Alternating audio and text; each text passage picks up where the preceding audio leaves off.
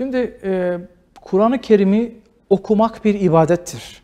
Kur'an-ı Kerim'i anlamak elbette çok büyük bir ibadettir. Çünkü Rabbinizin size göndermiş olduğu bir kelam, onu anlamaya çalışıyorsunuz. Tabii anlamak da yetmiyor. O anladığınız kelamı hayatınıza aktarmaya çalışıyorsunuz. Bu çabaları biz yadırgamıyoruz. Önemli bir çabadır.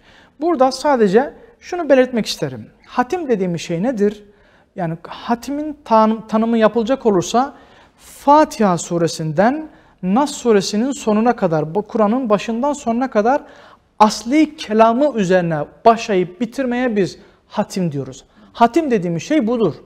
Çünkü o tercümesi, meali Kur'an-ı Kerim'in aslı mıdır diye sorduğumuzda aslı değildir.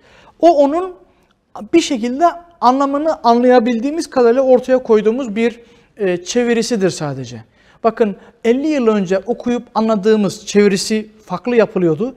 50 yıl sonra mealler yapıldı. Biraz daha farklı çeviriler. Çünkü Kur'an-ı Kerim'in her dönemde anlaşılabilirliği biraz daha farklıdır.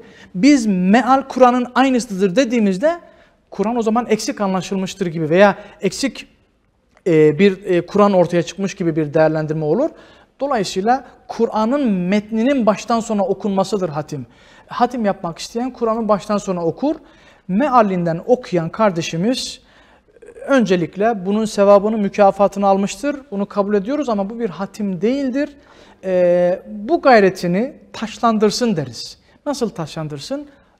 Yani Kur'an-ı Kerim'in anlamını nasıl okuyorsa, mealini baştan sona okuyorsa, Arapçasını da aynı şekilde okumak için, öğrenmek için gayret sarf etsin. İşte o zaman bunu taşlandırmış olur.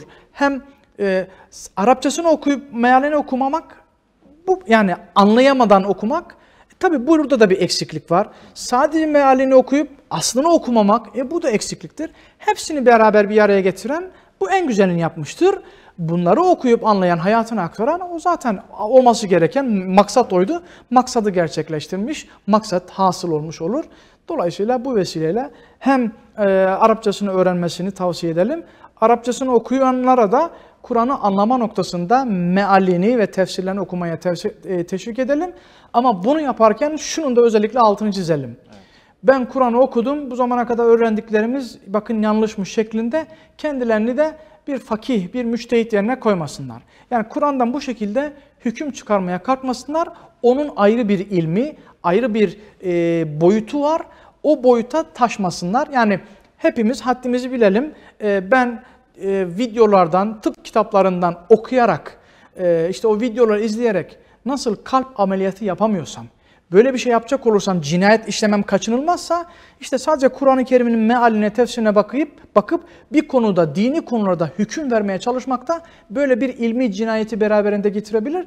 Bu konuda dikkatli olmalarını tavsiye ediyorum. Yoksa meal okumakta, tefsir okumakta elbette ki bir sakınca yok. Teşvik de edilir, tavsiye de edilir.